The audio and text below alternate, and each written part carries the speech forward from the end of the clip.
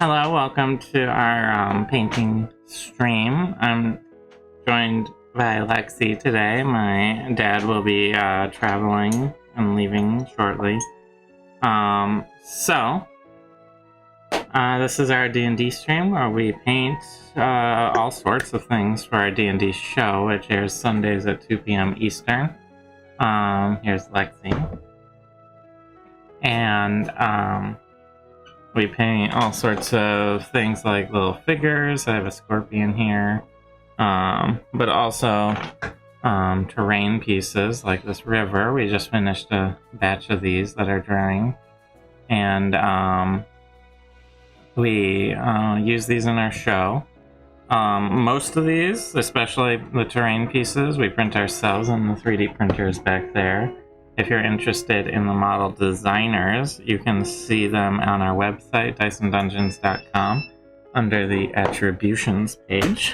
Today I have a few things I'm working on. I have these two oxen that I have just put some real basic coats on. And a far more complicated horse, which I just got the fur put in on. Fur. I haven't really gotten too much further, but there's a lot of detail that'll start to come out as I go. That's where I'm at. And I'm going to be starting the process of working on one of the characters. I'm going to bring this in close and get an idea here. The character I'm working on. This is the character of Commander Sol-ath. If you've been watching our streaming show, you'll know a little bit about him. He has been your quasi-mentor. For a while. Chaperone. Recruiter, too. Recruiter. Recruited you into the Company of Blades, the mercenary group you're a part of. Yep. And what I'm going to be doing is taking a look at this character and sort of planning out what colors I want to use. So I have an idea of what that might look like. I'm just going to be writing on this paper, talking about what I want to use where. One thing to note about Sol-ath, it's a little hard to see in detail, and of course, we're using Hero Forge. These are Hero Forge characters for these. Sol-ath has a prosthetic leg, and it's a little hard to make out and limited by some of the things that you can do on Hero Forge, but that left leg of his is this quasi-high fantasy technology that I call Fervent Tech in the campaign, and he's got a leg sort of built off of that technology, and I want to get it just right because it's a really important part of who he is and how he does things and gets around. And I'm using, there's several layers of cloth on this horse, sort of this drapery. And I'm starting with this very bright, fancy-looking yellow. Probably do like a yellow and red sort of motif. And I just want to get some base coats in. This yellow is okay as a nice color, but it is rather translucent. So it'll probably take more than one coat to fully get it in. Might do yellow and green.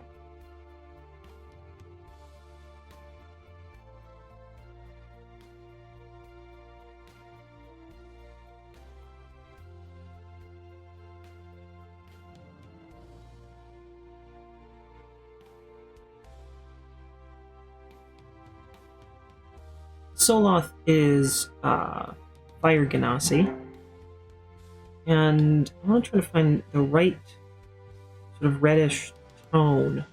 We have scarlet red. His face and hands and arms are exposed here. I think that might come out a little too dark, so maybe water that down a bit. There's also the Tamiya red. That's a metallic copper. We got some. Just make sure it's not the gloss one. Yeah. Because that could be a problem.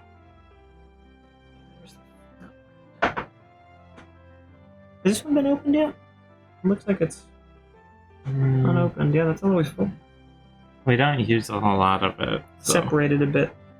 just give it a good Yeah. shake and... Yeah, there's not a ton of call in the sort of things we do for all of, a very bright red. So we're usually doing terrain and things in that nature.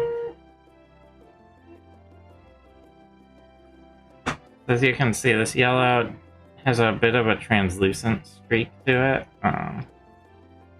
Where I put it in, you can still sort of see the black under it. All that really needs is a second coat. So, as I go over the different parts of this, when it dries, I can pop back over, give it a little extra, and that will help clear it all up.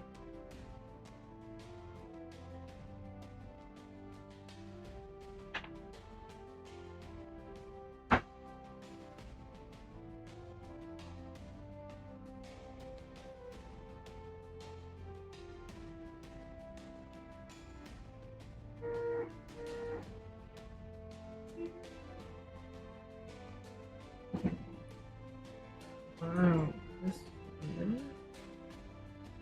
I want to try making a little bit of a watered down version here.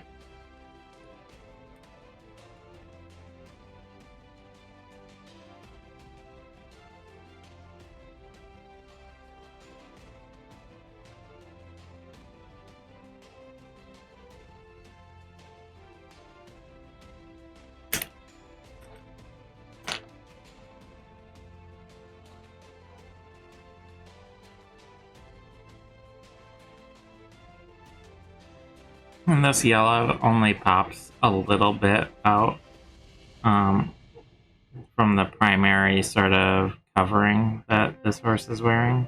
So, it's just a little accent color.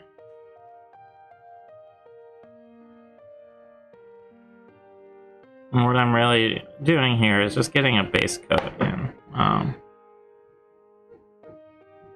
It's sort of like the initial sketch of the model, the color.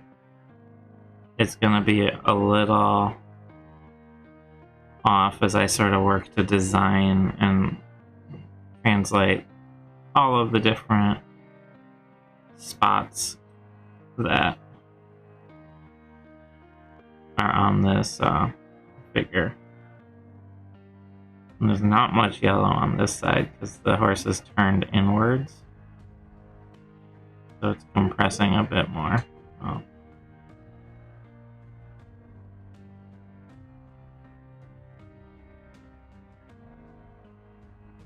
You know what I just thought of? What? It's almost spoopy month. Mm-hmm. Because it's spooky season, but it's almost spooky month. Yep. It might be fun to get some spoopy Miniatures. minis and maybe make some spoopy sets.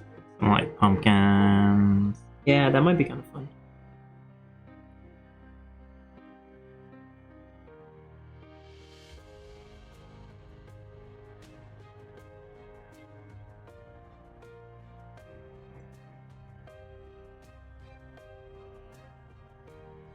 Yeah, funnily enough, only I think this little bit of yellow is showing on this side as I work on it.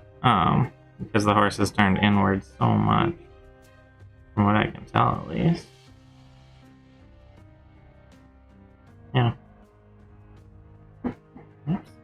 So, that yellow will take a second to dry, and I will clean my brush.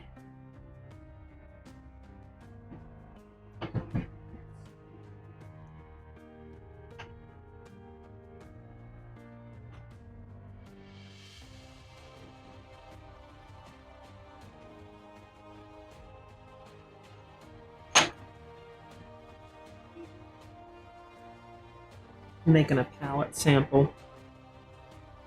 Get an idea of what sort of things I might want. Okay. So I'm gonna get a couple of washes. There's a few orange options. Yeah, I think this one might be too bright. I think that's the one I use for 9s. Yeah, that one turns out really bright. I like it, But it is. but more for a tabby. Yeah. This one with like a dark wash might hit just the right note. I'm gonna make a little sampling here. And What I want is. Sorry for reaching across. I'm grabbing this deep green.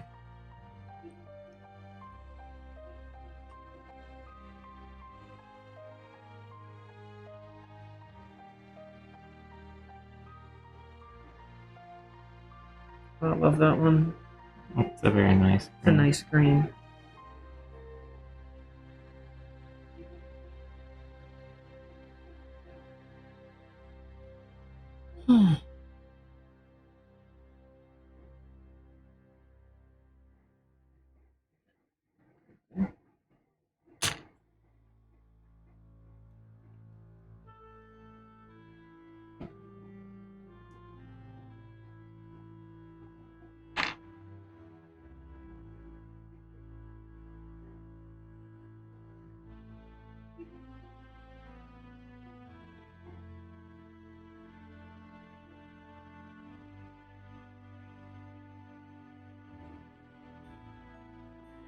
And this isn't showing much against the black, but when everything else is painted in, it'll be very nicely visible as green.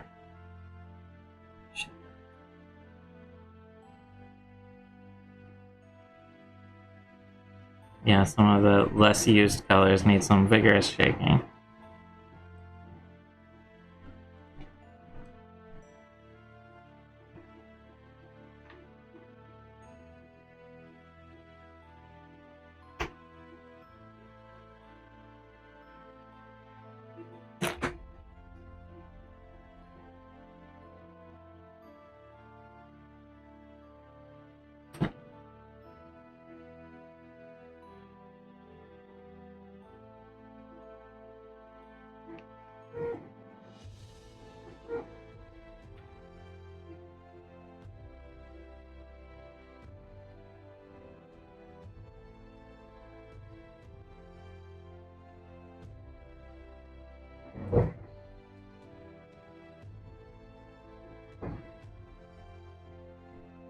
There's a really different pace from what I was just doing. I've been working outside. Wow. I see what most you're saying. of the morning, and we're doing a bunch of landscaping outside. I've been moving many wheelbarrows full of dirt, both fill dirt and topsoil, and just taking these massive shovelfuls one at a time, throwing them into things, and I'm like, delicately paint. Mm-hmm. Alright, I'm gonna give those a minute to dry. Those are my 3 candidates. The green might be a little more visible here now. It still looks pretty dark on camera, but it will look very nice and green when all is said and done.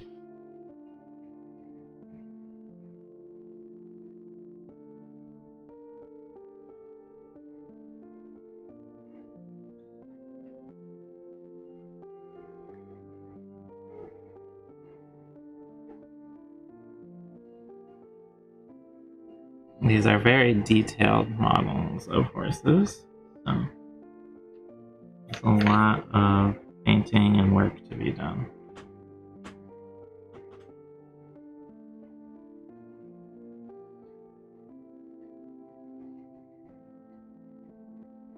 But my first task really is just to get a good defining of where all of the edges are, what color everything's gonna be.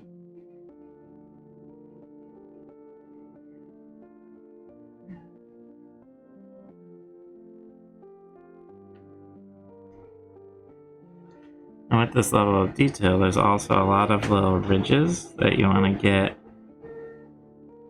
all the sides on to be the right color, which can take, it can be a delicate process.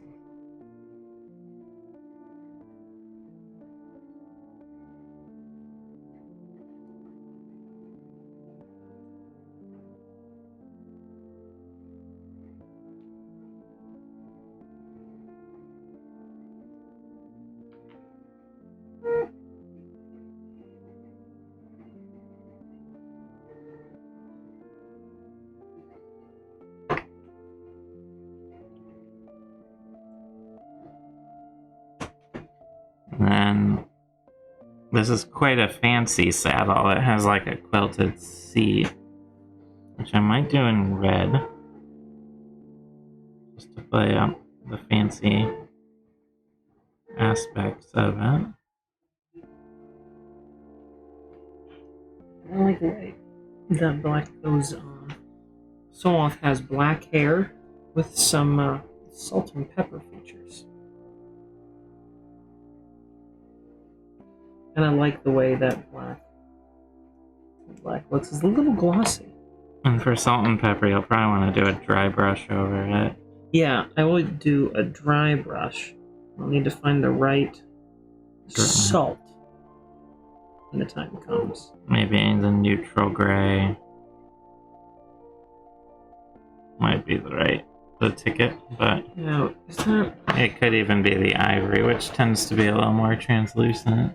That's so outright. I was thinking maybe the ivory, I think, is too bright.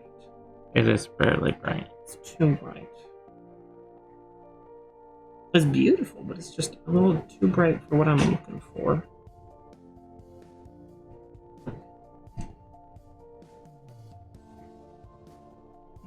I think neutral gray is going to end up being the ticket. That's what this horse is done in. They have an open neutral thing here for when you want it. Yep. And get the sampling. Because I'm pretty happy with that black for the hair.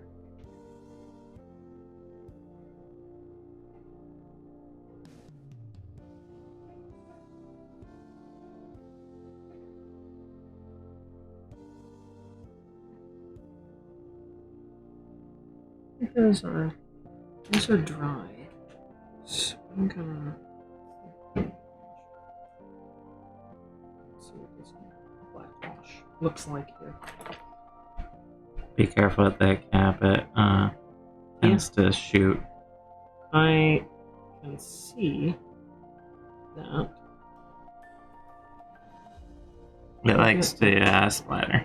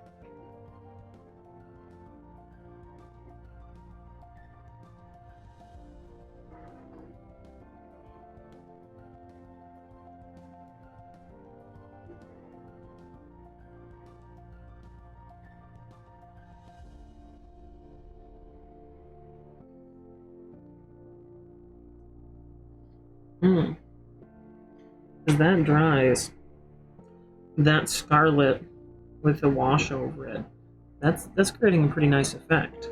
Yeah, but if you want an example, that's the dungeon tiles that we use. Our scarlet with a black wash. Yeah. Do you think it might go too dark? And just kind of end up getting lost in... like muddy or unable to... Because if, we're talking about really tiny features here. I think if you go very delicately with the black wash, really put a very little on your brush and just sort of lightly let it seep in, it'll be okay. Because we're talking about these very delicate features. And one of the things that you need to think about when you're doing really miniature scale model painting, when it comes to usually living things, I found that set scenery and stuff like that, you don't usually have quite this problem. But when you're making a character like Sol-ath, there's a lot of very fine detail. His nose, the curve of his mouth, eyes, ears, and I try to preserve those features as much as you can. And I don't want them to all get washed out with too much stuff. And then the face kind of becomes flat. Yeah, if you make it too uniform. Yeah. Well, one thing you could do, if you were so inclined, this would be a bit of a pain. You put a base coat of scarlet over him. And then, like, on like the bridge of the nose, the cheekbones, the normally naturally highlighted things, you go very delicately in with the the flat red, to create highlights. And then when you wash it, it will normalize it all between everything, because they'll have the same tone. Yeah, I think that's a good approach. You'll have to be very careful and delicate. But yeah, that is. I might give that a try. I like that idea. Because it's not just, you don't have to just tone down, you can also tone up. And go rinse this cup out. And my horse here, this saddle looks like it's a wood construction saddle. Has nails in it and everything for this high back on it. You can probably see there. It has this very high backed saddle. So I'm actually going to start putting in this red brown for the wood construction part of the saddle.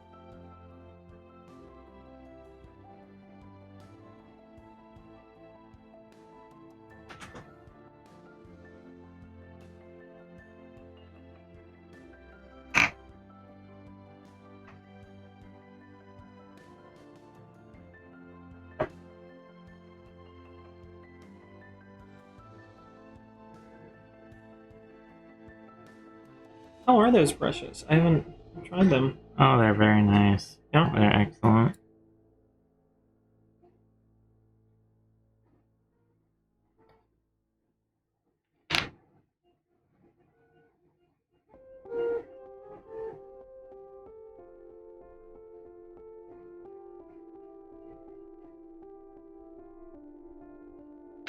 Yeah, that neutral gray is right where I want it to be.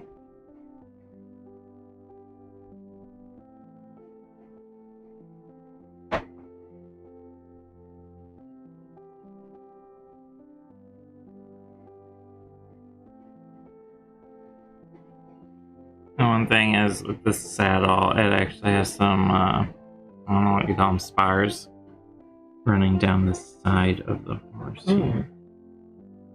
There's like an additional support piece. So I want to carry this wood down the side of the horse there.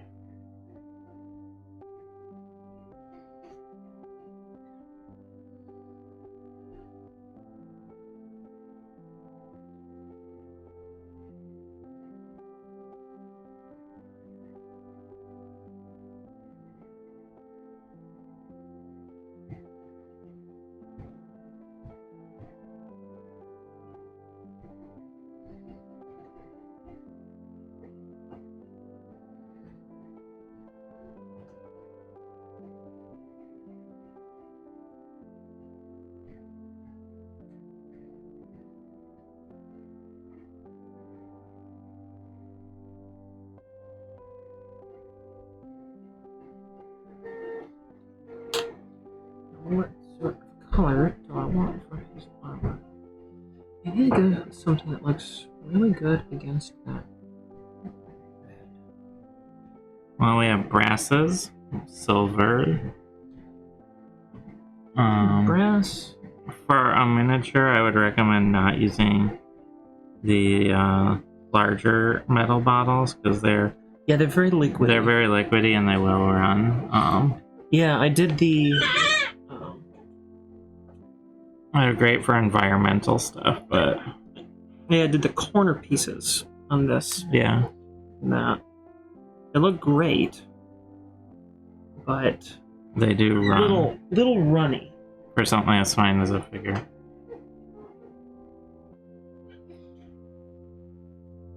By the way, I love how that bed turned out. Have you shown off the completed version? I'm not sure. The fully glued version? Yeah.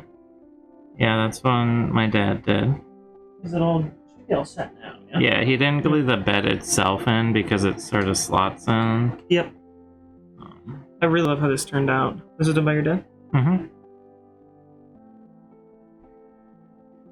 This piece, this is a very fancy bed. It's very, very fancy. Very fancy. Oh. And I love how this came together. This is just really, really beautiful. That deep purple on the bed sheets. Mm-hmm. I love a purple bed. We have sheets. We do have purple sheets. It took forever to find good ones. Yeah, a lot of really crappy ones. Mm-hmm.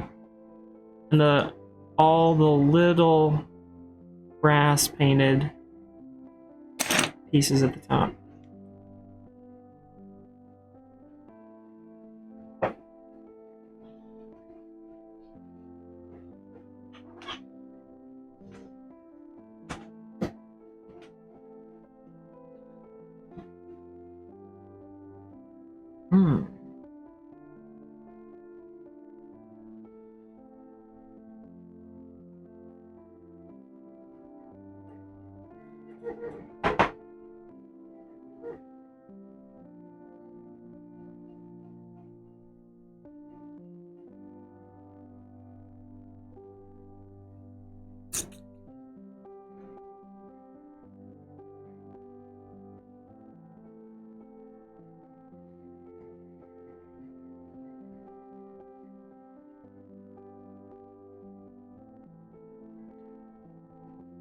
I'm really creatively stumped at the moment. With Sol-ath? I'm like, what I want his armor to be. I mean, the chainmail silver is always pretty good. Mm-hmm. Well, if you want it to be sort of unique, almost all the metallics you're going to want to wash. Yeah. You could do like a silver, but then put either the blue or green wash over it to give it like a blued steel appearance or something like that. Yeah, this is the blue wash, isn't it? This one. Yeah. I was thinking like a blue steel.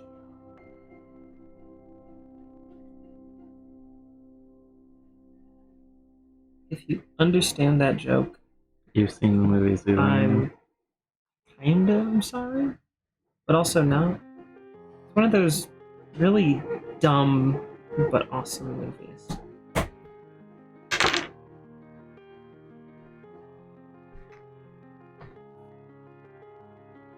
I've been kind of unhappy. This brown's a little thicker than I wanted it to be.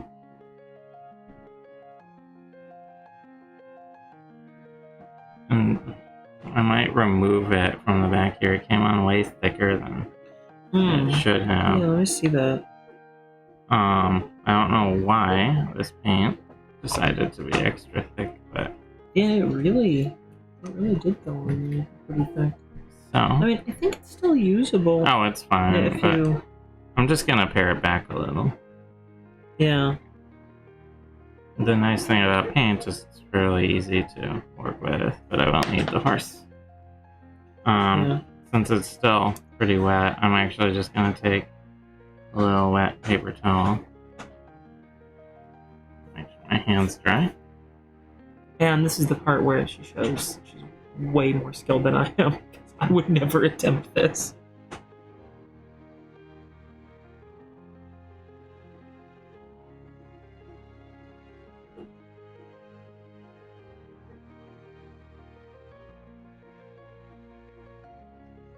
The only downside to doing this is it does remove the primer.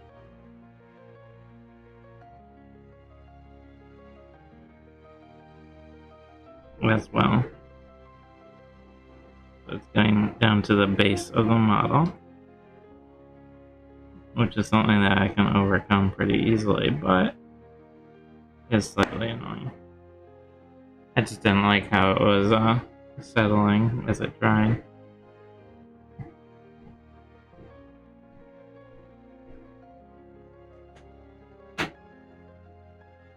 And this is only possible because we're working in a water-based paint.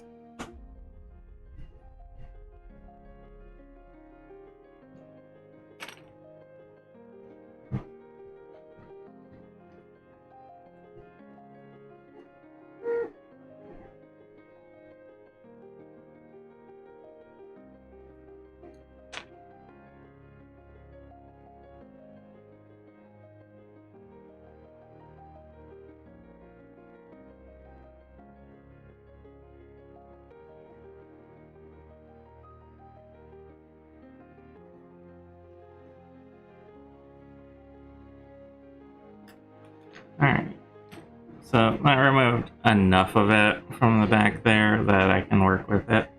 My guess is that it's probably my fault. I probably didn't shake it quite enough. It was probably a little settled. And So you got a little tacky. it got a little tacky. Yeah. I wanted. That'll happen. So, there you go. Now that it's given a good shake. Since it doesn't have primer on it anymore, it's not gonna adhere quite as well. But if I do a really nice thin coat and just spread it around like so, and then I'm gonna let that dry on, and it'll operate much like a primer of its own color. Oops. I sort of want to set this horsey upright somehow if I can, which I can't, but that's alright.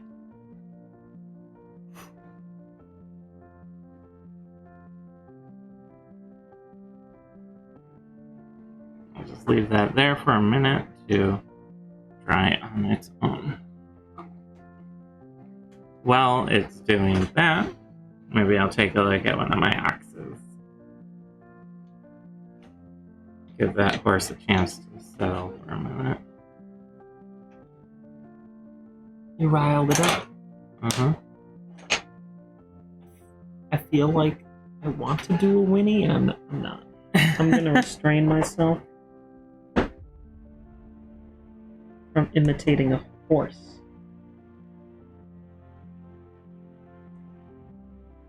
Alright, so I'm doing these two oxen. I keep saying oxes. Oxen.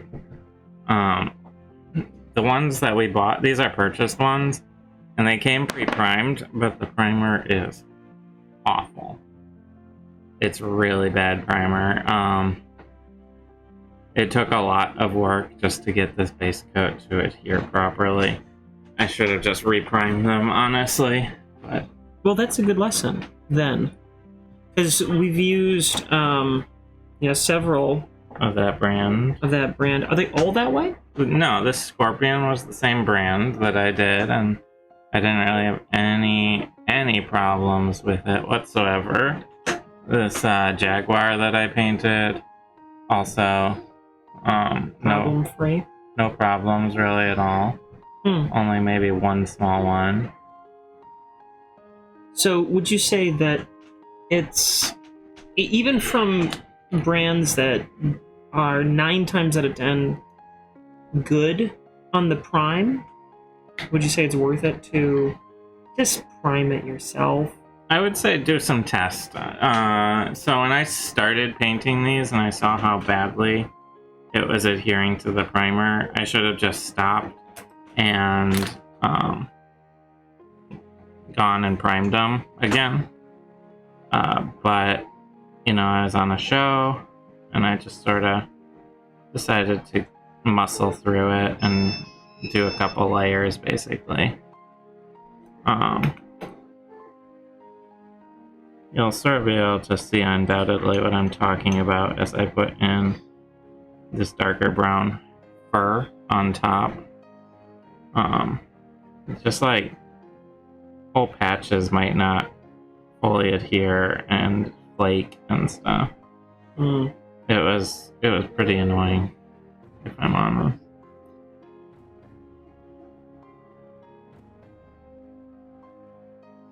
And if anyone's looking to get into model painting, primer can't be understated in its importance.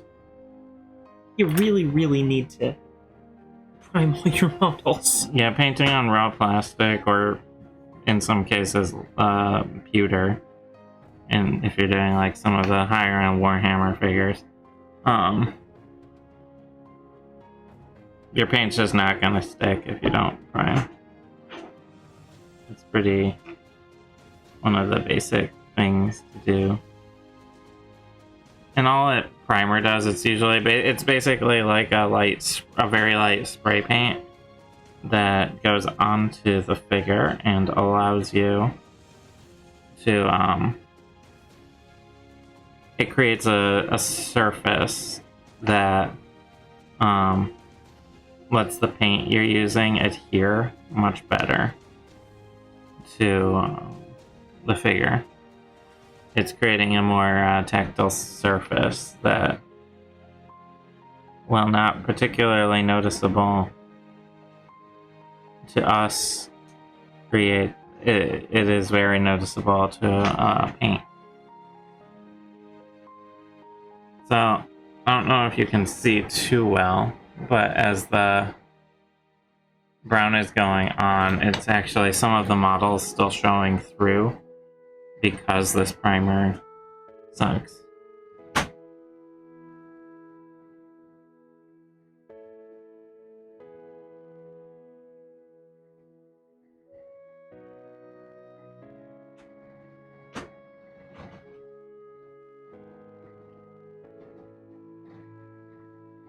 And primers can come in all sorts of different colors. Usually really shouldn't matter what color it is, but sometimes I like to do something like a black primer to just subtly add a sort of richness. So like if this was primed in black, it would be dark showing through there and way less of a problem than the sort of white primer that they have on this ox.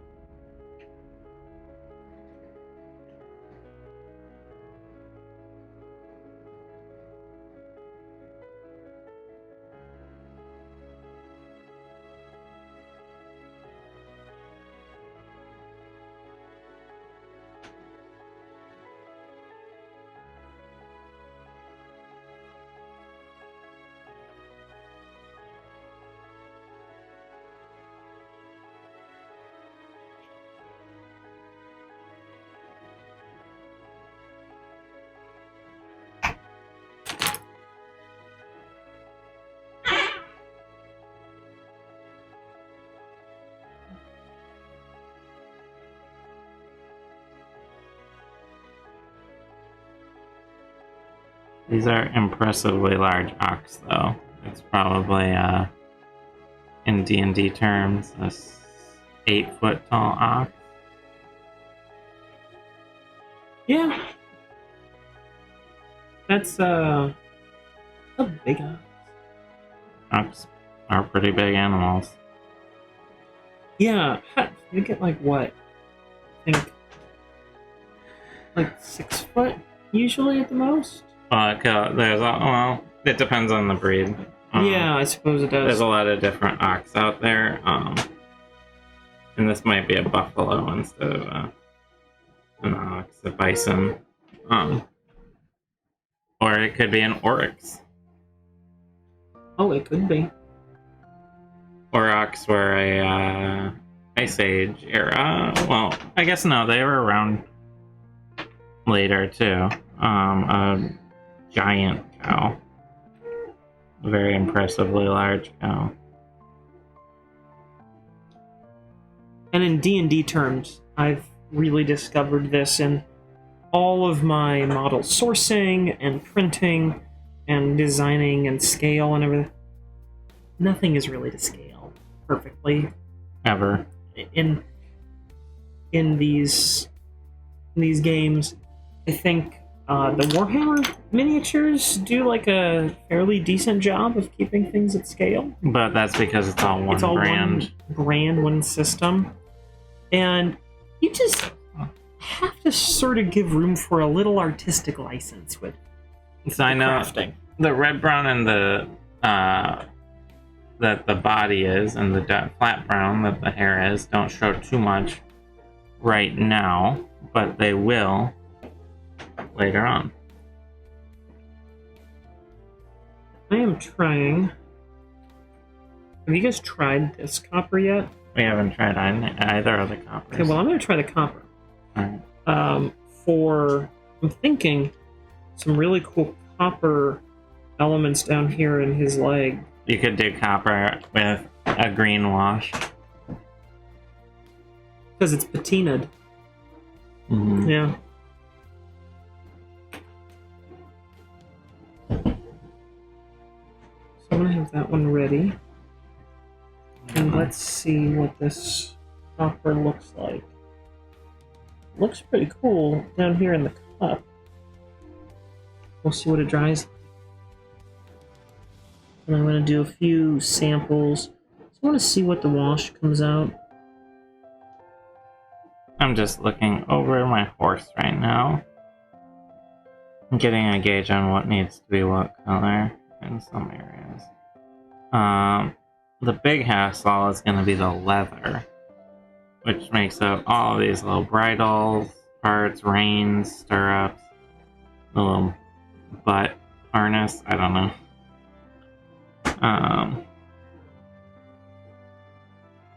But there is a little bit more wood at the front with the little, I don't know what you even call it on the saddle.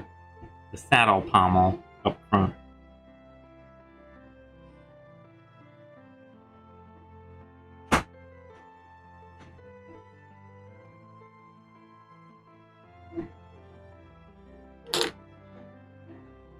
You know, you would...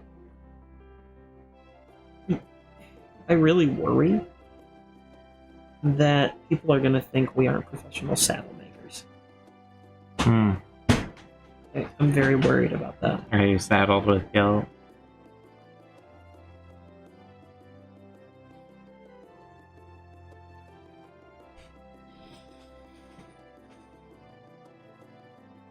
Nope. Good. Alright, this is copper.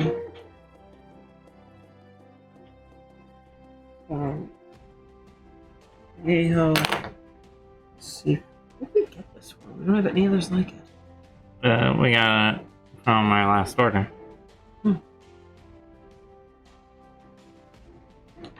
Well, this is convenient. That's right. There's some right here in the top after shaking it up.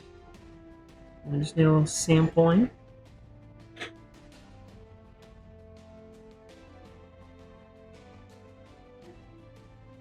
And this applies well.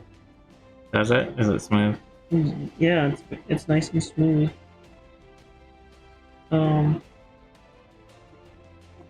This copper has a little bit more yellow, and the Viejo is a little more orange.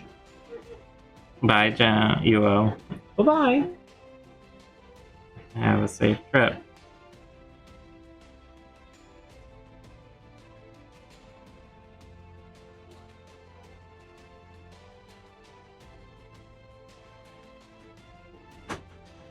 Drive safe.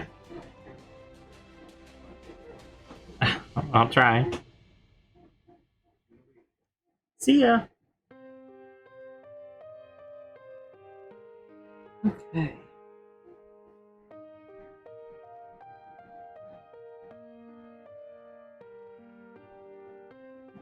The nice thing is each little bit of base coat that I get in on the horse,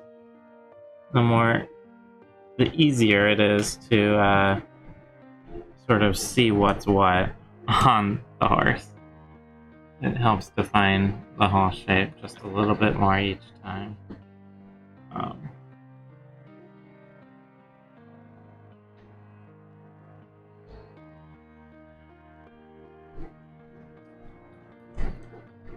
So, I think what I need next is... Did you have Scarlet Red in here? I had a little tiny dab of it, but I've been rinsing it out because I keep using it as my sampling cup. I see. Sorry. No, you're totally fine. I was just gonna steal some for this fancy seat. I wonder if I can get enough from the top here. One mark against this brand is I'm not entirely certain that this cap is keeping everything totally secure in here. There's a big mess at the top. Now, might not have been screwed all the way on right or something, but keep an eye on this one because there's a big mess up here. Well, I guess that's one way to do it. I got a little squirt of Scarlet and it landed there, so that is my palette.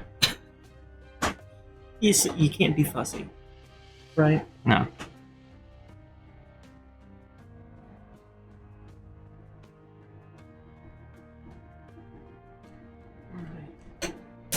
We've got a drop of blue. I want to see where this.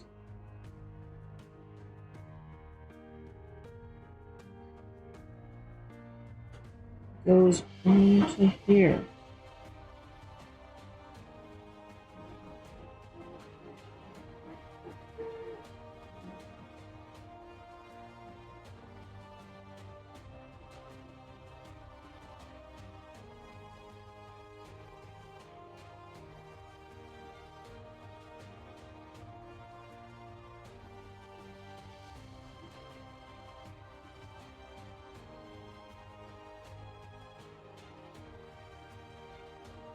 Gotta borrow your.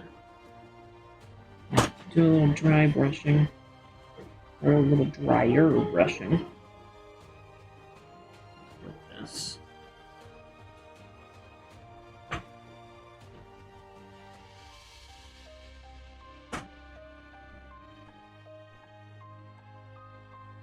I'm gonna break down and just do what I should have done from the start and put a drop of Scarlet in a cup. The blue does not affect the silver very much. No? No, you can see this is a wetter, this is a drier sort of brush.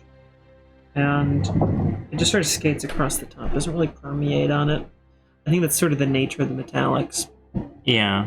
Well, you might have a better luck with like a black than if you want to go with a silver look.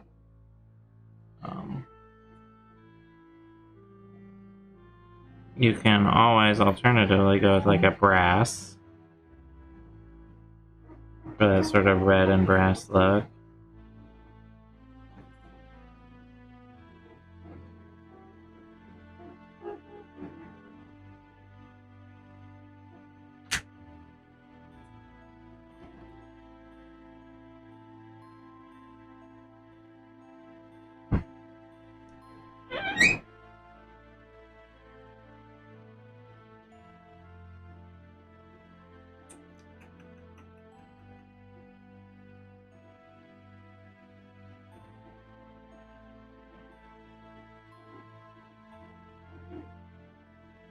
What if we're crazy here? Get really crazy. Put off in this cup.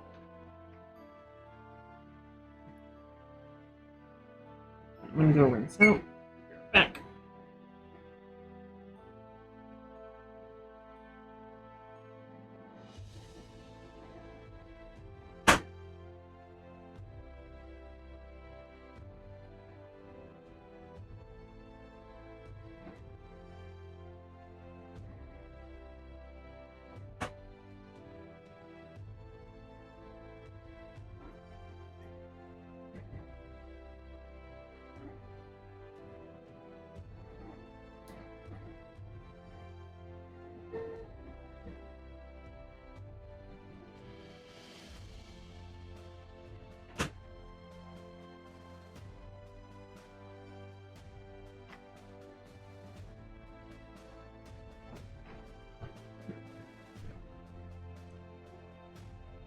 Need.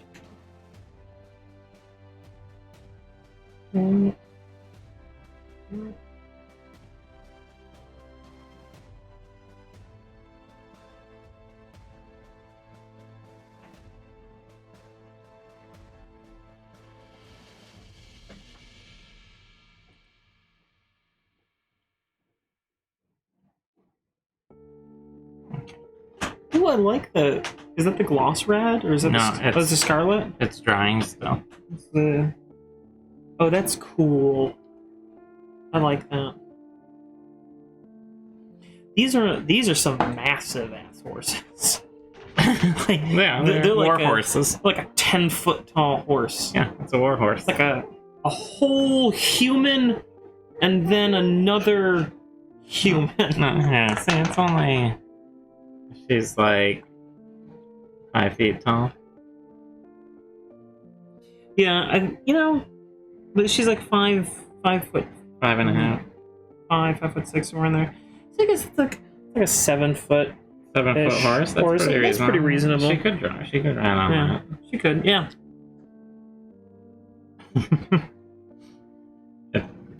I love playing with scale in these things. There's so not every 3D model comes out perfect the first time.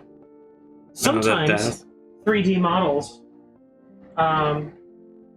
you print them, and you don't necessarily pay the most attention to scale, because you're printing and you're just going fast sometimes, and you get a little carried away. I've done that plenty. I haven't even cleared off all the supports from this because this was a busted print. But the scale is so hilarious that I won't get rid of it. So here's the desk. It's a nice piece. It's pretty clean. Got some good wood grain on the top and some drawers here. These are all the supports. These little dangly pieces are the supports. And then we get a hard flat piece so you can get a sense of this. You can make your own Spider-Man meme. Mm-hmm. You really can. That's most desks come up to your chest. Your neck. Yeah, almost. That's where most desks land. It's a standing desk, a very standing desk. This is a non-optional standing desk. It's always always standing desk. Absolutely. I know it's stupid, but I refuse to get rid of it because it makes me happy to laugh at myself. I printed that off and I was like, yeah, that looks really good. And you said it's a little big. And then I went, well, I guess. Let's take a look and placed it right there. Oh, man. I said the desk.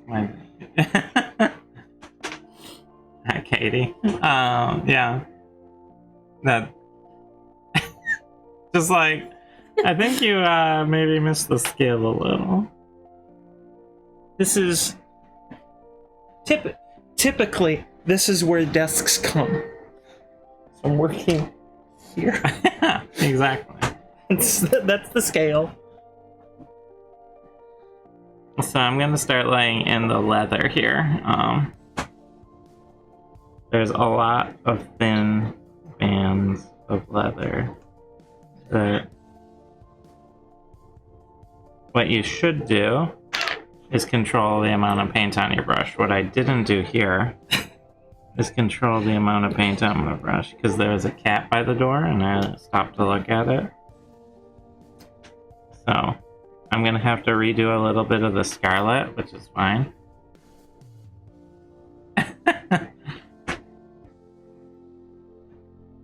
Yeah, it's like you're 12 and you've been invited to the adults table at Thanksgiving.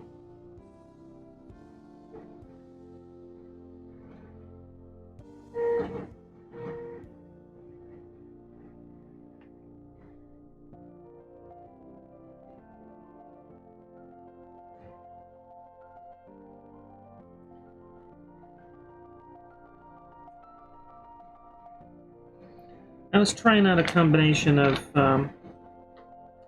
colors. Don't love it. Don't got a little too much blue in there.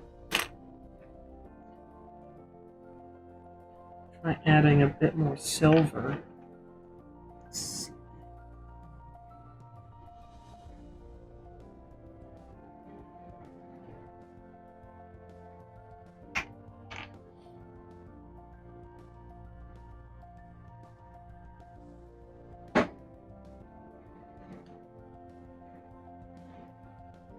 So here's a weird idea for you. Uh-huh. Don't know how much it would work. You could put blue down on the figure. Yep. Take that already thin silver, water it down, and basically use it like a silver wash. This is a little closer to what I was thinking. For the armor? Yeah. And I think if I just like a 4-to-1 mixture, the silver to that, I think it would give it just a little blue tint. That could work, yeah. It's a thick paint. The turquoise. When you mix them together, like those two colors create a very tacky paint. So that's going to be a little bit of a challenge, but I like. What do you think? I kind of like that color. It's a nice color. Is that for his armor? Yeah, I was thinking about that. I'm toying around with some colors for that. I'm gonna go rinse these out. When you're playing with colors, you're just constantly cleaning up.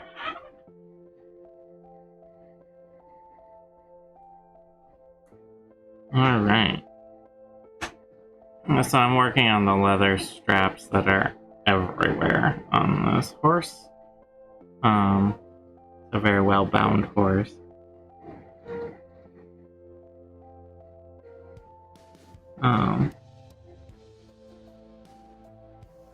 The underside is particularly annoying to do because you have the legs up in the way of reducing your range of movement by like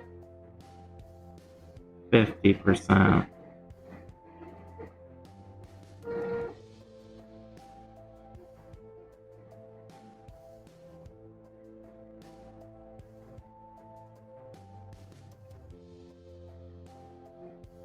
So I'm gonna try my best to get all of these straps painted in properly, but I'm gonna undoubtedly have to do some cleanup down here. Luckily, it's on the underside and won't be very noticeable.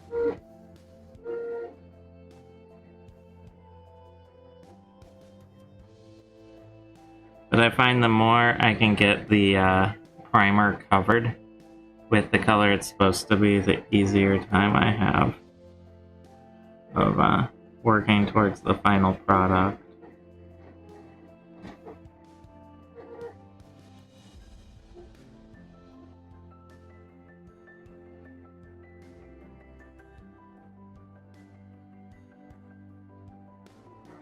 And what this little horse has up here in front is actually, it's kind of hard to tell until it's painted, but there's like a little metal ring with 3 leather straps that come together to hold the whole ensemble together. So, I'm getting the leather on now, and when I do the ring, I'll probably have to do a little touching up of leather later on.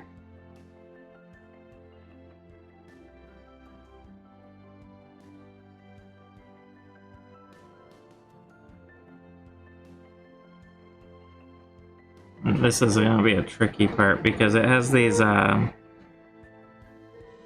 of cloth pennants hanging from the reins that create a very tight space underneath.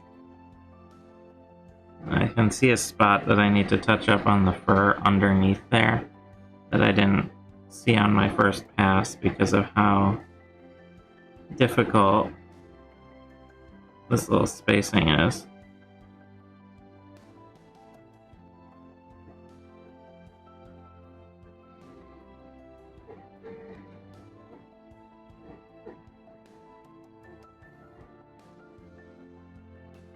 But my primary goal is just to get everything the color it's supposed to be, and then clean up the edges later down the road.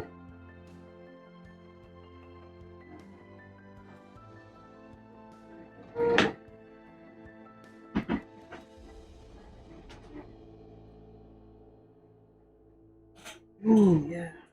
As that's drying, that's getting really cool. It's coming out this very...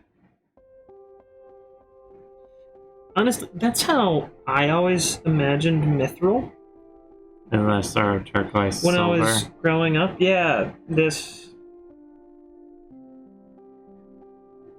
I know that it's kind of explained in, like, everything is this silvery material, but I always, for some reason, just had this... It's a little blue Sort of, yeah. in my head. Give it that little extra arcane oomph. Yeah, and it's just always stuck with me. Like, there's... Like, it's got a little bluish tint to it or something. Yeah, so that's the little joining ring up in front with the leather. Not that the camera ever focuses. Yeah. Yeah, there. Hey! Oh, it's close. So there's like a little brass ring that goes around where those 3 spots join that I'll have to do later when I get the brass out. But for now, I am getting all of this leather in roughly so that I can see where things need to line up.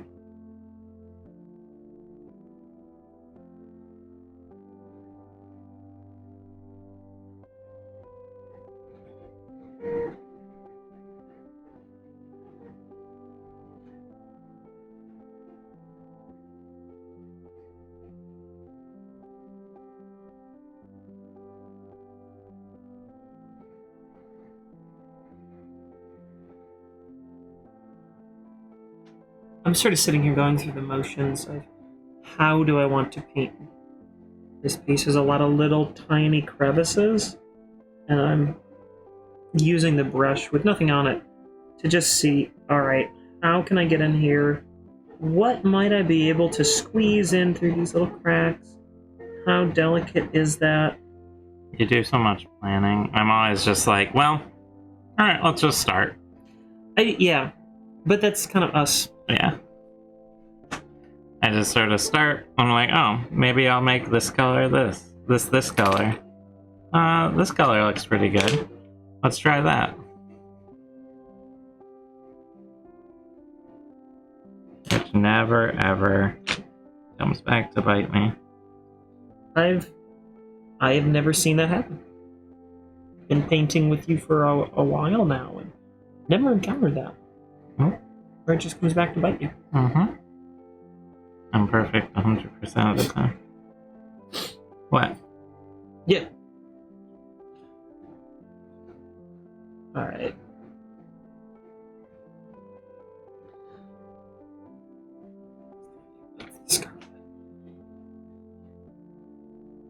I'm gonna dive in, start painting a couple of these pieces. I'm not 100% what I want to do with the cloak.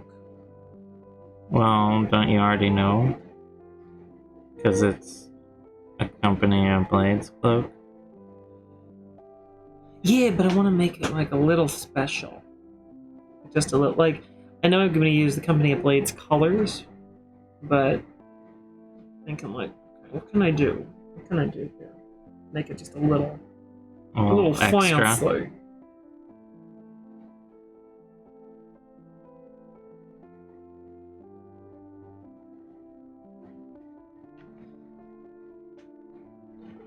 Okay.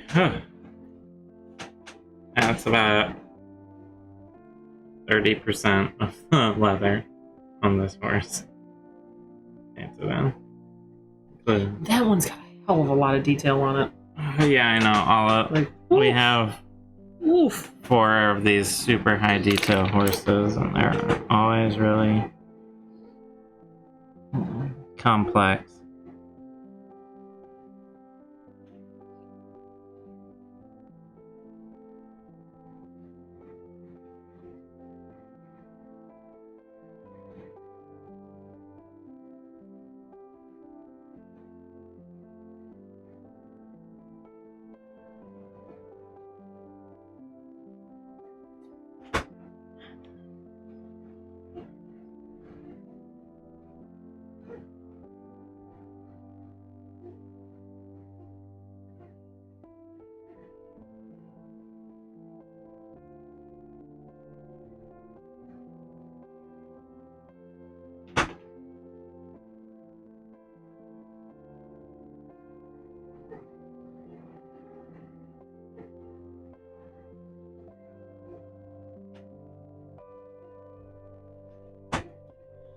Of course, none of y'all are here in our painting basement. Are you addressing what I'm... Oh, very much so. But just because you aren't physically present in this room, I don't want you to think that we're not taking you along for the journey. Sensory journey. That you are not a part of our lives and a part of this adventure. I thought we might just not address it. Oh no, we're gonna address it, because if I have to live with this, I'm gonna try to bring our fam along with us. Mm-hmm. Bring our online fam along with us. Our community should be a part of this journey. And folks, our cat, which you can't see, because door's over there, off camera. Our cat proudly walks in here, looks at us,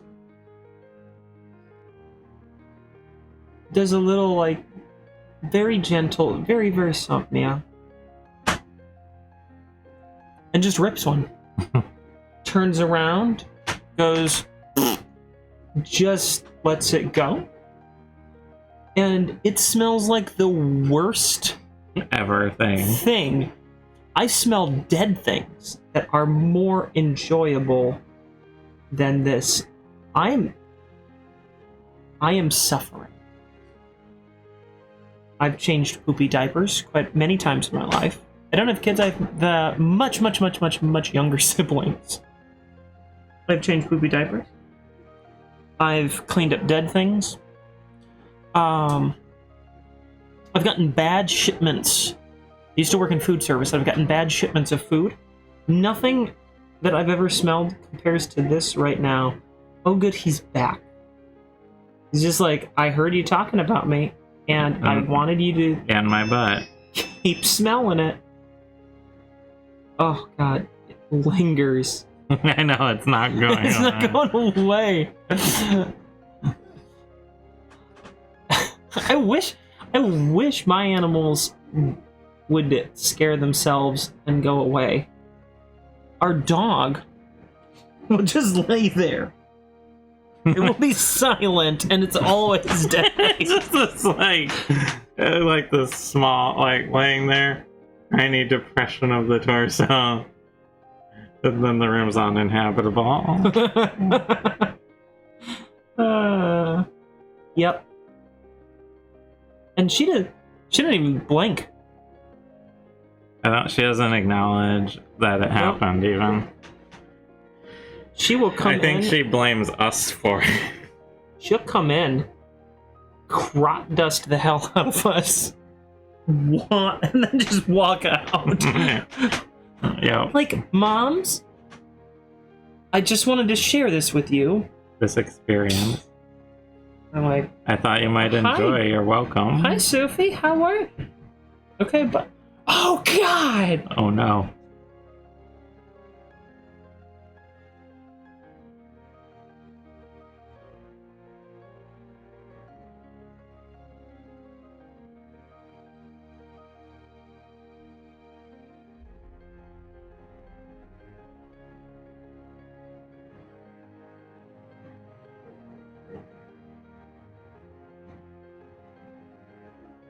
Using one of our, like, three bristle brushes. Say that quickly. Good lord. To get in here, but it is worth it because then the paint, you can really control how thick or thin it goes on. And when you're trying to really preserve ultra fine details on a model, it's really worthwhile to use a very small brush and go slow.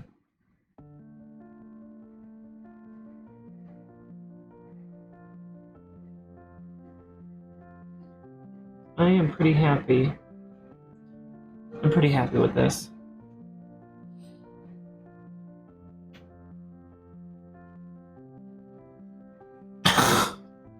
Oh god. Don't paint. Don't paint.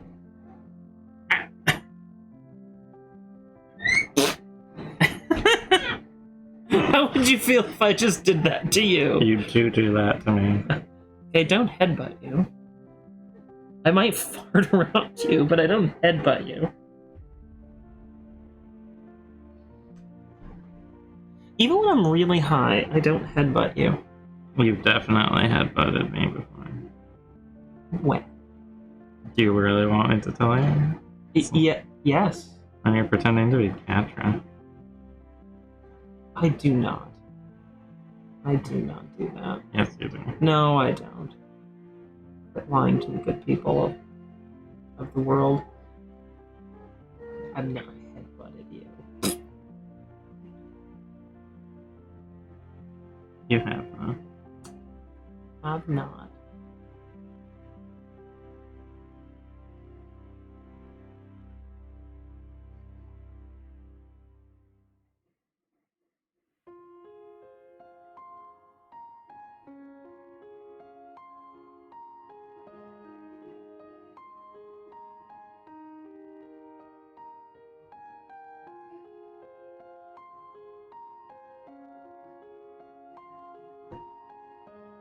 Leaving the space for the sideburns is like... Oh shit, how do sideburns work again? I haven't had sideburns in a very, very long time.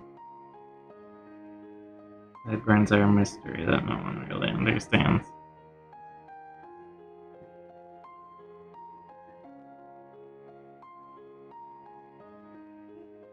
Sort of like bangs.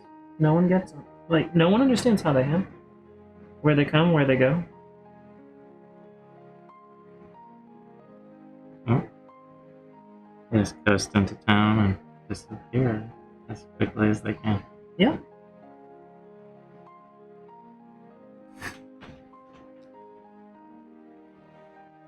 Usually at 3 a.m. with a pair of scissors going, oh god, I made a terrible mistake.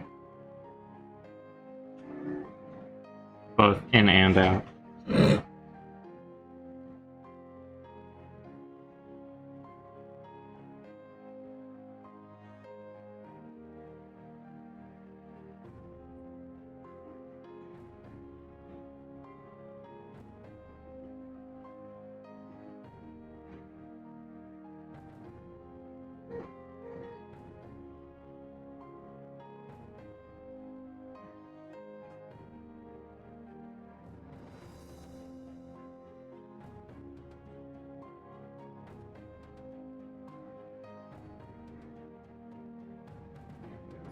too red. Okay. Oh, Out. there's a lot of leather on this, but basically only have the bridle left to do. Up around the head.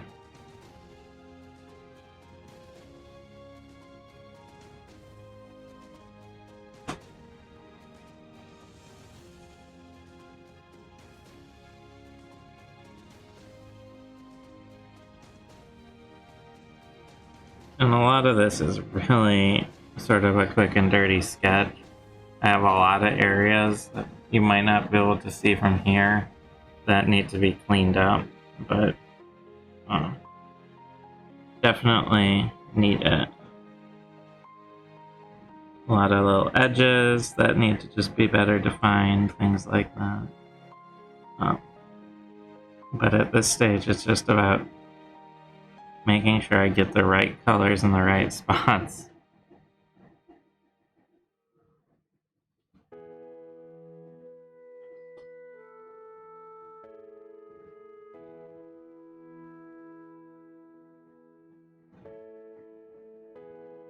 But it should, at the very least, start giving myself and everyone else a really good idea of the way this horse actually looks. As opposed to... Yeah, it's coming together super well. Yeah, it's pretty messy right now, but that's just the way of things. I think I've managed to get it almost all of color on his face. And I have done, I think, a very fine job of preserving the features on it.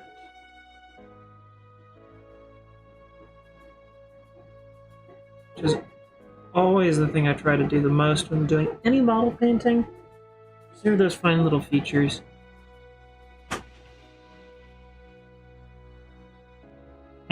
Thank you. Yeah, it's really, you're seeing it from far away, which makes it look a lot better than when it's up close and you can see nothing because it's blurry. You can see where, like, Here, just hold it. I'll put that behind it. the leather's spilled over in multiple areas, and it just has a lot of little messy spots all over, pretty much everywhere right now. But that's just part of it, especially when you're working with something like the all of this bridle and all of the reins and everything on the horse. They have a tendency to just need a lot of touching up around the edges.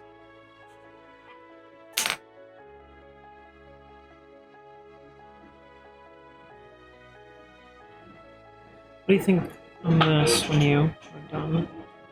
I think I managed to preserve that pretty well. Yeah, it looks great. Yeah. Mm-hmm.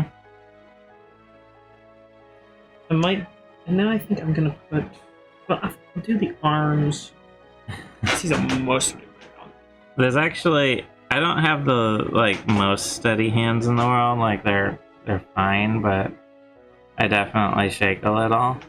But there's a lot of little tricks you can do to help overcome that if you want to ever do model painting. Like, for example, it's hard to see, but my elbows are sitting on my knees right now to help stabilize me. But one thing I find that really helps is when I'm painting something in detail, I put my pinky on the thing I'm holding while I do it, and that sort of joins the model and my painting hand together into one thing and one entity, effectively. So if one thing shakes a little, the other the other part moves with it. So that can help. If you're really trying to get to do some work, you can settle yourself on your desk or whatever is comfortable and help that way.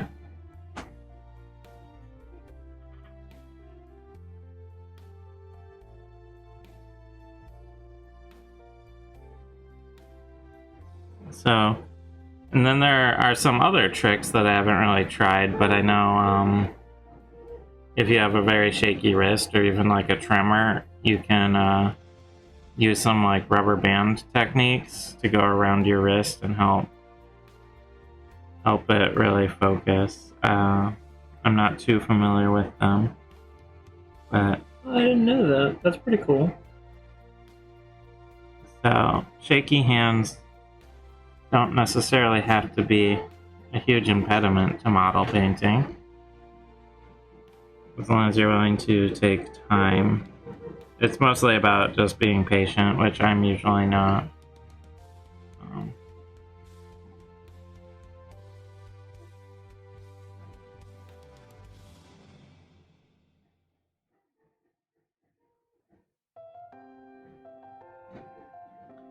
Alright, so I think all parts of the bridle at least have some paint on them.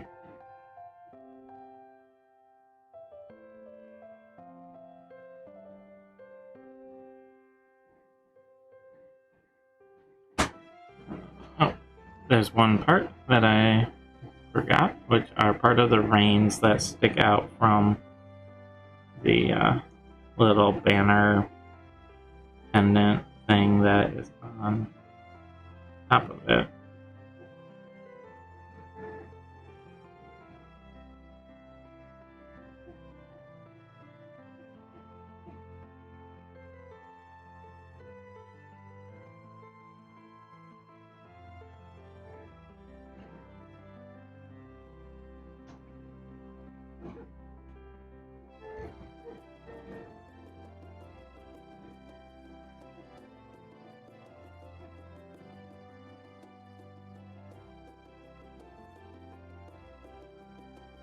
And these little pennants are like the bane of my existence right now.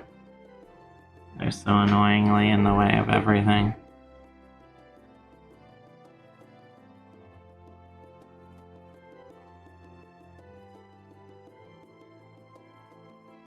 Okay.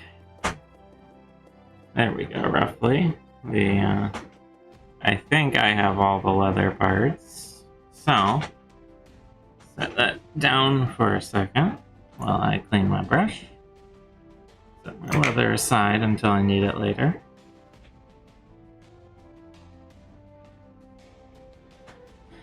And I need to decide what color are those pennants on the reins. I could do more yellow or green or red.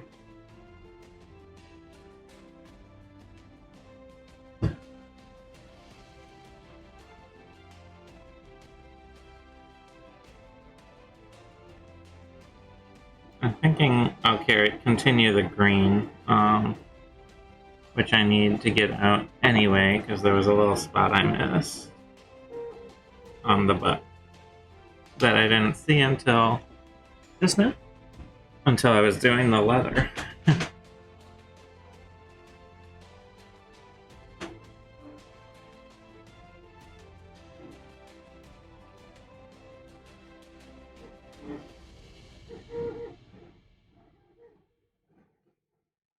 Pro tip for any good model painting: have a good amount of downlight in your environment. Yes. Being able to see what you're doing helps a lot. And you want it to be downlighting so it's not in your eyes. And also relatively consistent across the thing you're painting.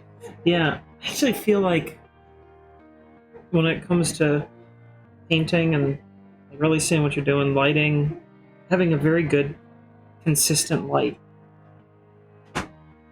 We use fluorescent lamps in here, with also up here there are two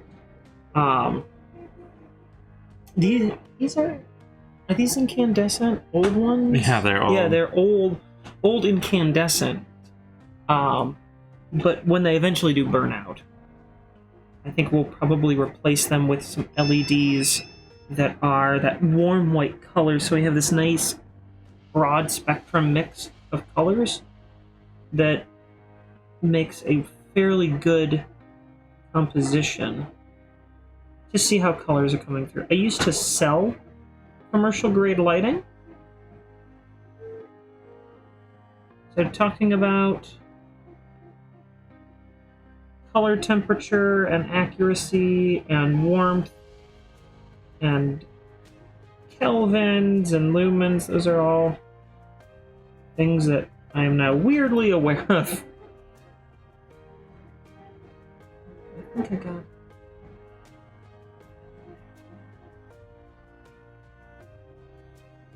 It needs a little touch up. Very light, up at the top.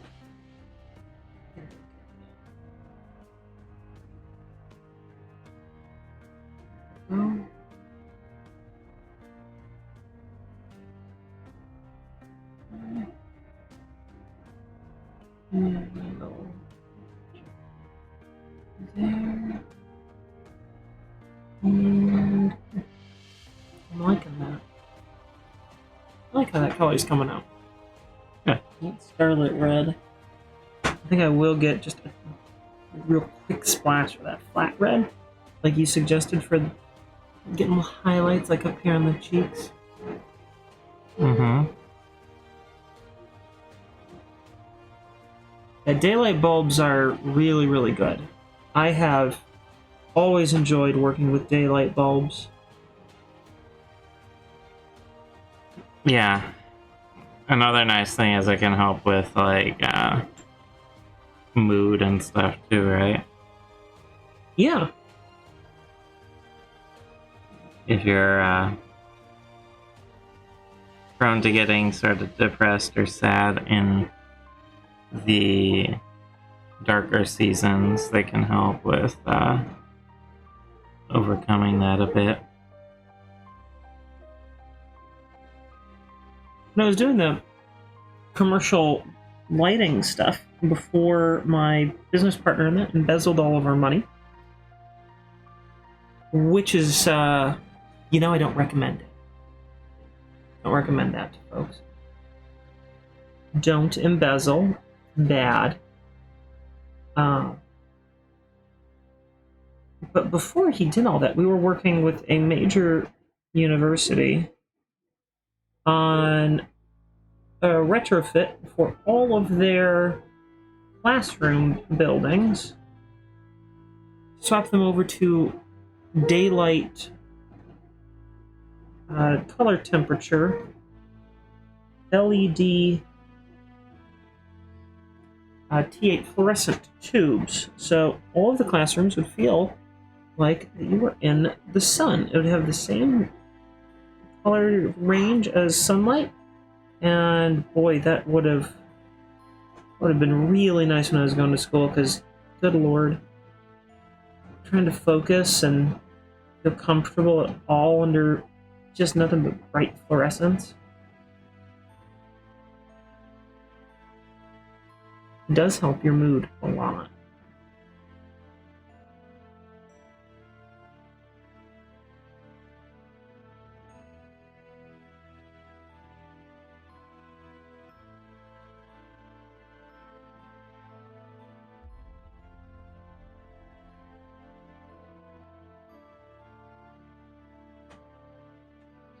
Made him so muscly. Yeah. So I'm painting all of these. He is a soldier. These muscles, yeah. He's like Thor muscles. Like Chris Hemsworth biceps.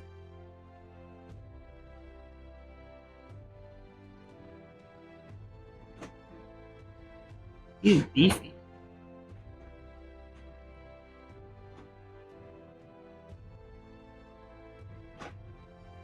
I think I'll change my position for this part.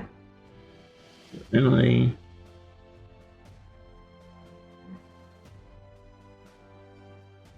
Honestly, mostly stretch my back a little. Oh yeah. You need to do that. Just moving. Yeah, I know. That's so easy to just... Just not. And then you start moving later and you're just like, oh no. Oh no, what did I do?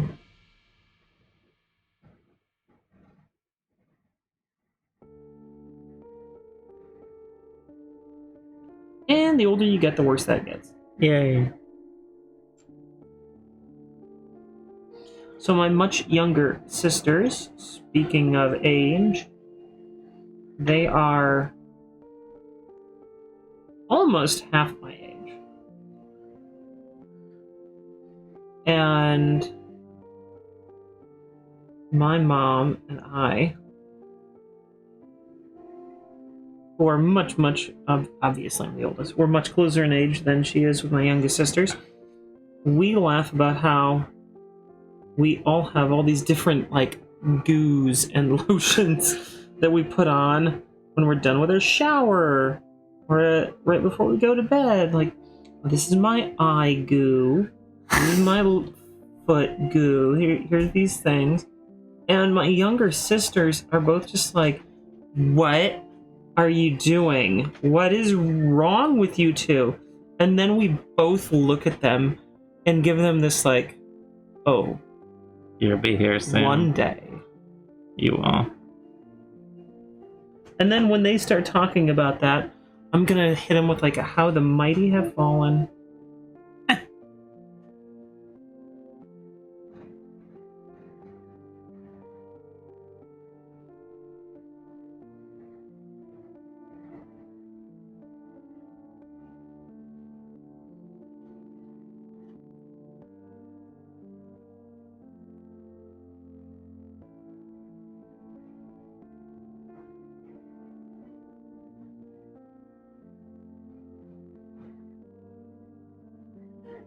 I get to spend part of the day with my mom on Thursday. I'm happy about that. It's exciting.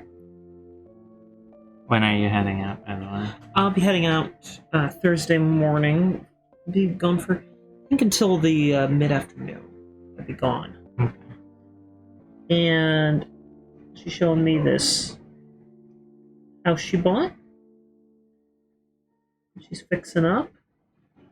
Wants to turn it into an Airbnb. And I have not seen it yet. And she also wants to take me on her favorite trail in the area. Okay.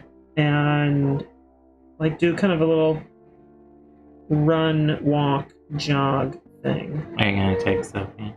Oh god, no. There will be people, and she is way too hyper. That is just too much. Sophie's not even a year old yet. That's our puppy. And she is very much a puppy. Like, she's all of the puppy. She's solidly still in the puppy camp. Oh, yeah. Okay, I'm gonna go clean these up so they don't dry. I think I got... Oh, there's a little spot there. I think I got this coated, and I like it. And it looks pretty good. Yeah, good. This spot on his ear just won't... There we go. I'm really on my phone. Oh, I just must have missed it.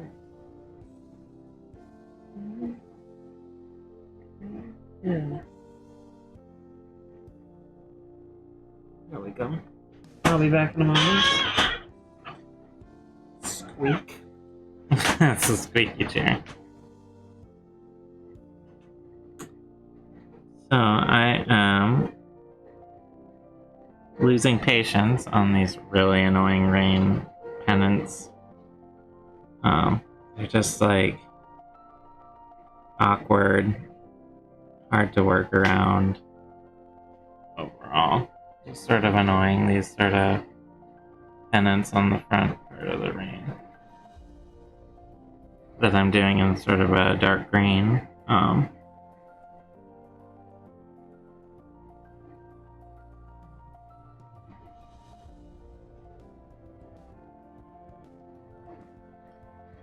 And I'm definitely losing patience with them.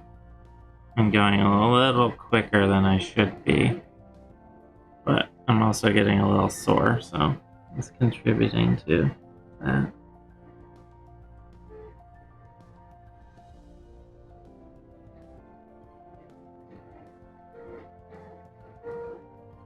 Actually, that paint in the cap is drying a little too much, so it's getting a little too tacky to paint with right now.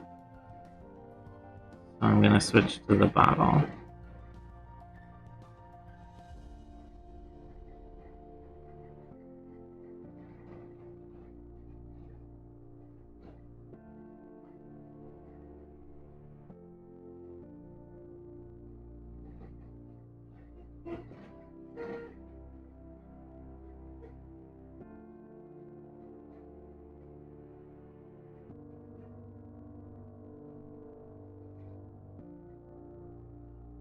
Just trying to get all the way in to the underside parts of this pennant.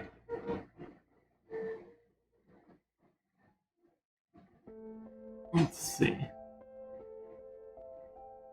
Alright, so that leaves that. I think the mane is next. The mane and the tail. Really the next parts that I paint, and then I'm gonna be putting in the little bits of brass. Will be on my agenda. So I think with a gray horse, what do you think, the black mane? Yeah, with the black mane.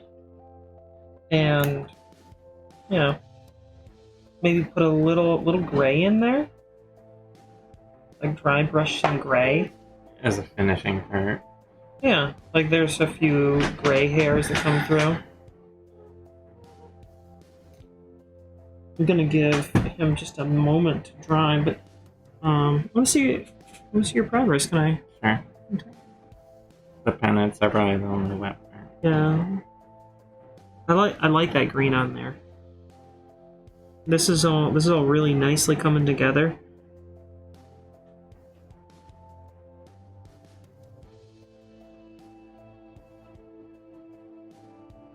Yeah, I like these colors. Well done. Thanks. Alright, so I have the tail and the mane to do in black, and then there's a lot of little brass highlights all over this whole thing. And once I get those in, I'll be able to do cleanup, which I'll probably save for a different show. But black. When the brass highlights come in, it'll really sort of start standing out different parts of it. But first and foremost is getting this all sort of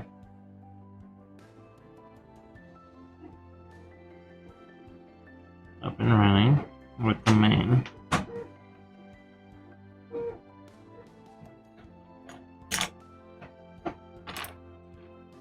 I heard some thumping upstairs. I'm gonna go check on the dog. Make sure she's not doing something awful. Yeah.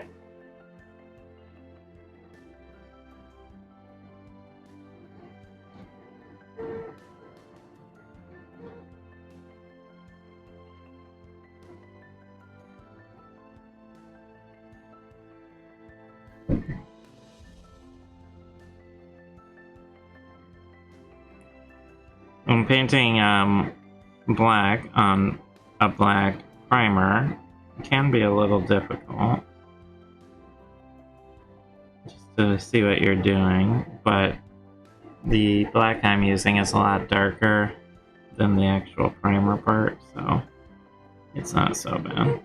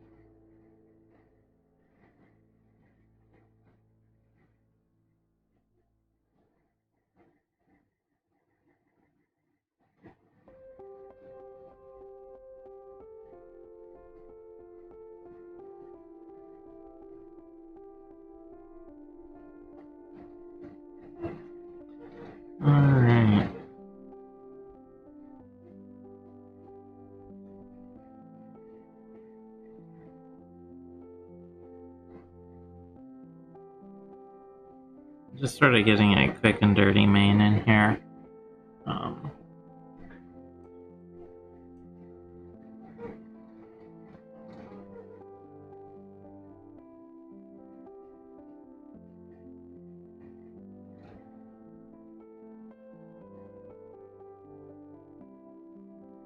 When I'm gonna have to sort of go back and forth with the gray and black to get it the exact right sort of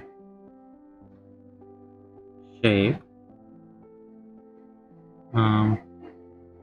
But you know, there's a little bit of a black mane, just a little better defined about what's going on with its hair.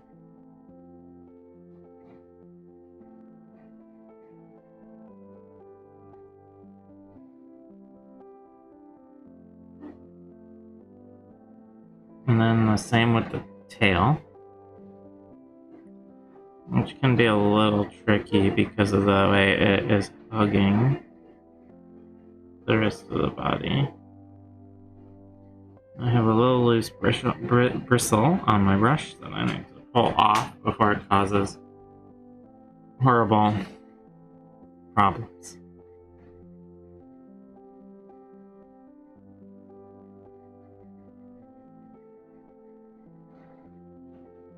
I'm just gonna start at the top and sort of work my way down this horse's butt.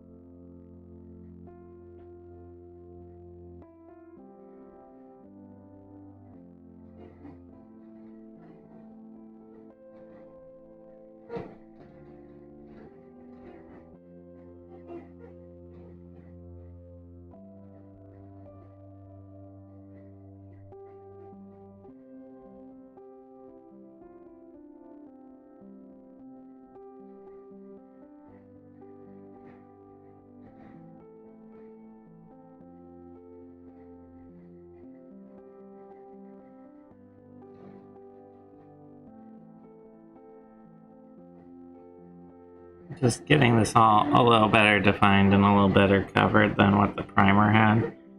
Even though it's like a black on black technically, it can really make a big difference.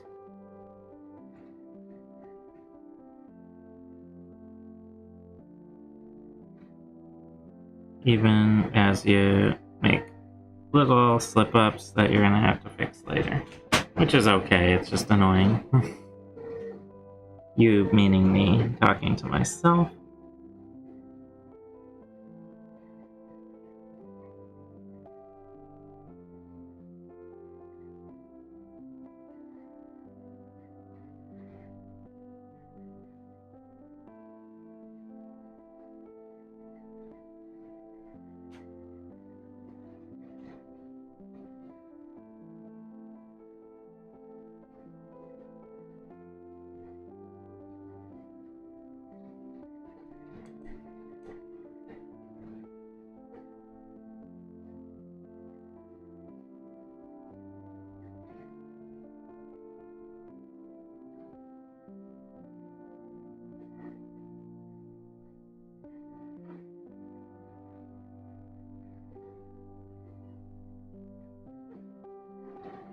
I just got some black right on its butt where I didn't want it, but I am sort of losing focus.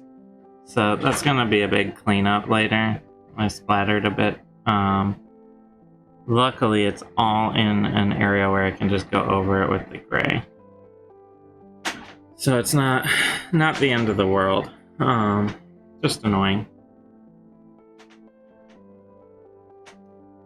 Alright, now part of what will help make this horse sing a little is doing a little bit in this brass.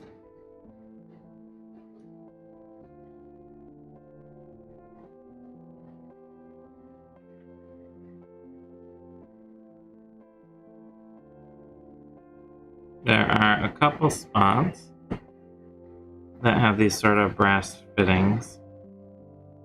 Ugh, Okay.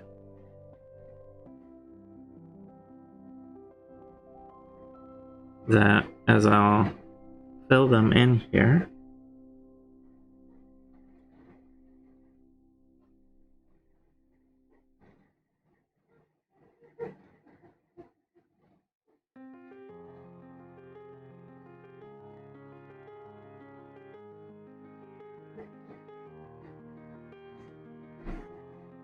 Will really help sort of bring out some character of the whole thing.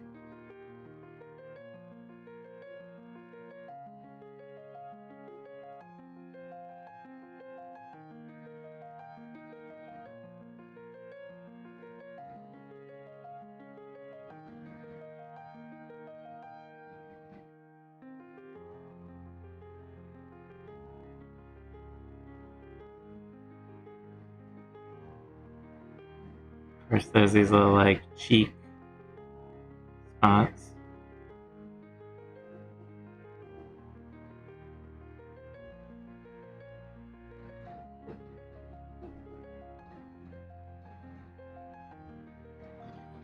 Like so, on the little corners of the face.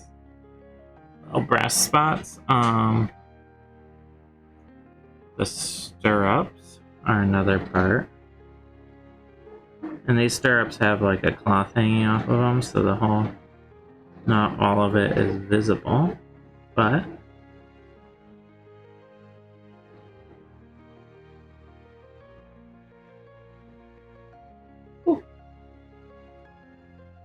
I made a huge mess with the black on its butt because my hand slipped. Oh. So that'll be the last thing I do today is clean up the most egregious spots so I don't have to come back and see it. Yeah. It's a good call.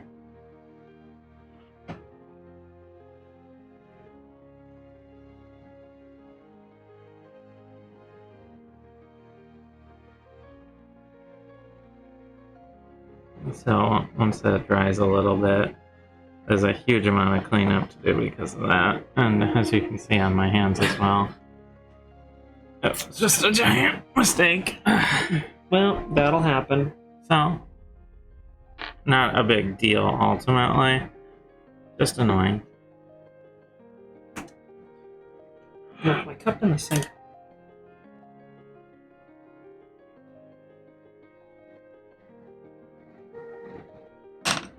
What I'm going to do is just dip this paper towel in water and get some of the worst parts of this black paint off of my fingers so that I don't spread it on my fingers. She was okay, by the way. Oh, good. Just need to use the bathroom.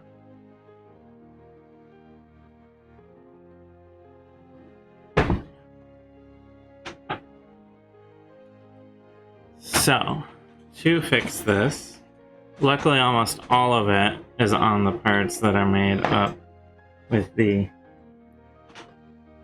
neutral gray. Is this the open one? I believe so. Yeah. Blue. Yep.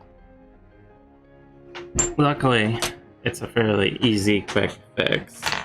Just annoying that it had to be fixed. So, take this neutral gray and just pop it over the spots where the black is causing a problem, especially around the butt.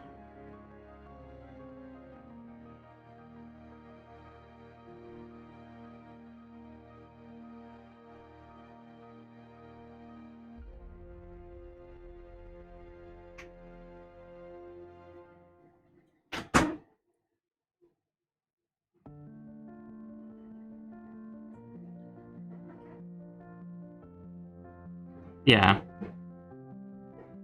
It's just a quick, it was just getting paint on my finger and then touching, mostly, so it's all in one color that the fix needs to be covered, And now it looks like it never happened already. So this horse is still a long way from finished, but I have finished roughing in all of the base colors, and now there's going to be a lot of cleanup and detail work to do on this horse to keep it going. Thank you. Probably it's almost 5, so probably next time it'll be good to let any of the tacky parts dry before I go to town on detail work anyway. You don't want to put paint over paint that's still wet, because it will pull off or mix together or not adhere depending on all of the depending on the current state of the paint when you do it, if it's And the type of paint. and the type of paint. Basically, though, it's unpredictable. That's the problem.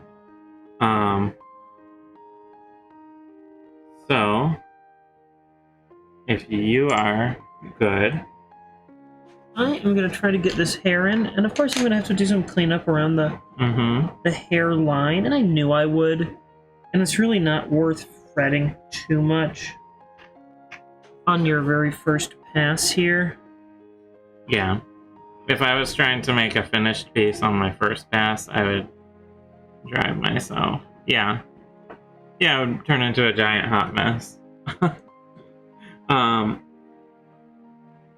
And if I wasn't trying to do this all, live, I would probably, paint part of it on and let it sit for 2 minutes before I went on with the next step. But it's not very exciting to just sit there and wait for paint to dry. So I do tend to go a little quicker. Speak for yourself. My favorite channel on our massive cable package is the paint drying channel. I just have it on in the background all the time. Oh. Yeah. Weird. Today's color's orange. Nice.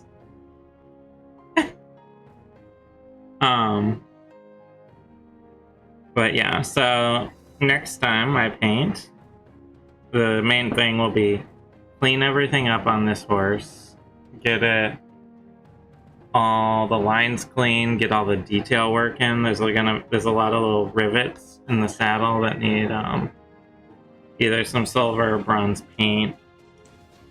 And if I can get far enough on that, I will be able to start doing some finishing work and getting shading in on all the colors and everything, which would be exciting, so it doesn't look so flat like it does now. Hopefully. Let's see. Sort of aiming for this horse I did previously.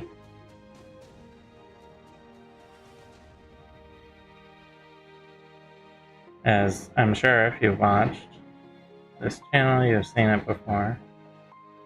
Not that I can ever get this to focus.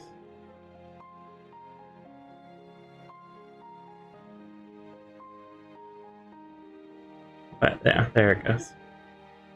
So aiming for this sort of horsey. Yeah.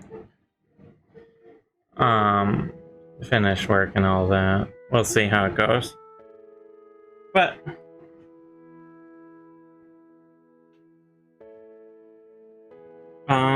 I'm gonna start cleanup while you keep finishing the hair. I just finished what I wanted to do. He's looking a little Ronald Reagan at the moment. Red Ronald Reagan. He's looking a little Ronald Reagan. Demon Ronald Reagan. I need to cut back in on some of the red once this black dries. And then we'll touch up there. Because I gotta get rid of the Reagan appearance. Mm-hmm. It's not what I'm going for. Not going for Demon Ronald Reagan. I'm not going for Demon Ronald Reagan. Or as he's known in some circles, regular Rob. Here's what I was able to accomplish today. Not too much, but I've got a plan for some of the other colors. So here's what I was working on. Right. The first half, just making a color chart. palette to identify what exactly I want to use in what parts. And I grab this piece. And then Just getting some of the skin tone in there's the hair. that's what he looks For like. the I want to basic. see if I can get a nice close up. Yeah. So I'm happy with how that goes on because I was able to preserve a lot of the detail in his face. You can see I need to clean up the hairline, you know, That's a good start. but it's a good start. Yeah. So, thank you everyone who joined us today. We just have some cleanup to do, which isn't very fun to watch. So, No, that's a little boring. I end the stream there. We'll be live. We'll have a rerun on We have a rerun Thursday. on Thursday. At 7 p.m. Eastern, and then 3 p.m. Eastern Friday is our next paint, Yep. followed by our live show Sunday, I guess. Yeah, our live show on Sunday. So, thank you everyone who showed up and watched and chatted, and we will see you soon. Bye. Yep. Bye, everyone.